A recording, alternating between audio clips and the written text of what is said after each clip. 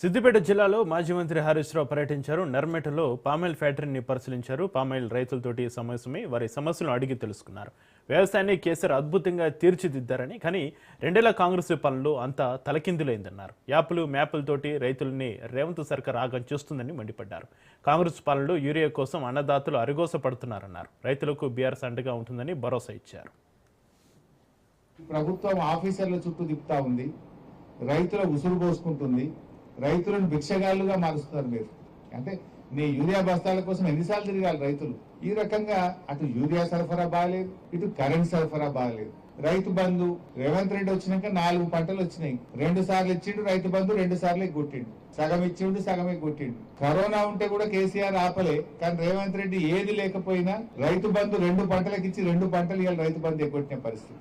రైతు బీమాకు 4 నెలలు పైసలే కట్టలేదు. ఇక బోనస్ బోగస్ అయిపోయింది. పోయిన యాసంగి పంట బోనస్ 1160 కోట్ల రూపాయలు ఇప్పటిదాకా ఇవ్వలేదు. ఇప్పుడు ఈ వానకాలం బోనస్ కూడా ఇంకా 600 కోట్లు పెండింగ్ ఉన్నది. అంటే 1800 కోట్ల రూపాయలు బోనస్ కింద ఈ ప్రభుత్వం రైతులకు బాకీ పడ్డది. బోనస్ ఇవ్వకపోతేవి, రైతు బంధు 2 సార్లు ఎగ్గొడితివి, ఎరువులకు గోస పెట్టబడితివి, కరెంటు 24 గంటలకెళ్ళి 12-13 గంటలు అయిపోయింది. కరెంట్ లో కోత పెడితివి. కరెంట్ల కోత, ఎరువులకు గోస, రైతు బంధు ఎగవేత, బోనస్ బోగస్. అసలు నువ్వు రైతులకు చేసిన మేలేందో ఒక్కటి చెప్పు నాకు.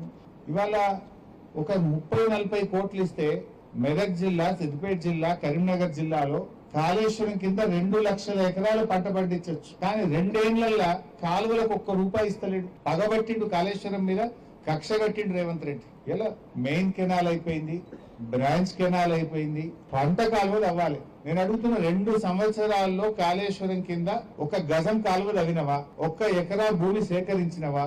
పెట్టుబడి ఎంత అయిపోయింది? ఇప్పుడు మోటార్లు అయిపోయినాయి, పంపులు అయిపోయినాయి, రిజర్వాయర్లు అయిపోయినాయి, మెయిన్ కెనాల్స్ అయిపోయినాయి. ఏమున్నాయి? పంట కాలువలు తవ్వాలి. 50-60 కోట్లు ఖర్చు పెడితే 4-5 లక్షల ఎకరాలకు నీళ్ళు ఇచ్చే అవకాశం ఉంది. 50-60 కోట్లు ఇవ్వకుండా ఎందుకు కాళేశ్వరం మీద కక్ష కడుతున్నావు? ఇలా పక్క పంటూరులో నీళ్ళు వచ్చే మా ఊరికి నీళ్లు రాలేదని బాధపడుతున్నారు రైతులు. 50-60 కోట్లు ఇవ్వకుండా, ఈ 2 సంవత్సరాల్లో 1 నయా పైసా కూడా ఇవ్వకుండా కాళేశ్వరం కింద రైతుల్ని ఉసురు పోసుకుంటున్నావు. కావాలనే పగబడుతున్నావు నువ్వు. ఎరువుల బాధ నా నోటితో చెప్పనవసరం లేదు. ఇదే నంగునూరులో పాపం మన గణేష్ పండుగ సందర్భంగా పండుగ ఇచ్చిపెట్టి చెత్తిళ్లు పట్టుకొని వర్షంలో గడుచుకుంటూ నంగునూరులో ఎంత పెద్ద లైన్లలో నిలబడ్డారో మనమే చూసినాం రాష్ట్ర వ్యాప్తంగా. ఇప్పుడు యాసంగి పంటకు కూడా ఎరువులు దొరకక రాష్ట్ర వ్యాప్తంగా ఏదో యాపులు, మ్యాపులు, కార్డులు అని గోసపెడుతున్నారు. కేసీఆర్ గారు ఉండగా యాప్ లేదు, మ్యాప్ లేదు, కార్డు లేదు. ఆటో డ్రైవర్ చెప్తే ఇంటికాడ వేసిపోయింది. ఊళ్ళకే లారీలు పంపితే ఊళ్ళోనే అమాలి లేదు, ఆటో కిరాయి లేదు, కూలి పని పోలేదు. ఎవరి ఊళ్ళో వాళ్ళు ఎరువు బస్తాలు తీసుకునే పరిస్థితి నాటు కేసీఆర్ గారి హయాంలో ఉండే. ఎరువులియే చేతగాక యాప్లు, మ్యాపులు, కార్డుల కథ పెట్టిండ్రు. కొన్ని జిల్లాల్లో యాప్లు పెట్టిండ్రు, కొన్ని జిల్లాల్లో కార్డులు పెట్టిండ్రు. గోసపుచ్చుకుంటున్నారు రైతుల్ని. షాపుల్లో లేని యూరియా యాపుల్లో ఏడకెళ్ళి వస్తుంది? షాపులు ఉంటే కదా యాప్లు వచ్చేది.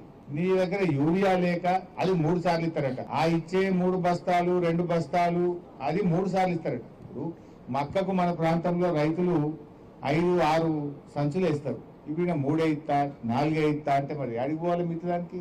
కోతలు పెడుతున్నారు. ఆ ఇచ్చే 3 సార్లు ఇస్తారట. అంటే ఎన్నిసార్లు అమాలి కిరాయ, ఎన్నిసార్లు ఆటో కిరాయ, ఎన్నిసార్లు దుకాణాల చుట్టూ ఈ కార్డులు పట్టుకొని యాప్ల చుట్టూ, మ్యాప్ల చుట్టూ, ఆఫీసర్ల చుట్టూ రైతులు తిరగాలి? దేశంలో ఉపాధి హామీ చట్టంలో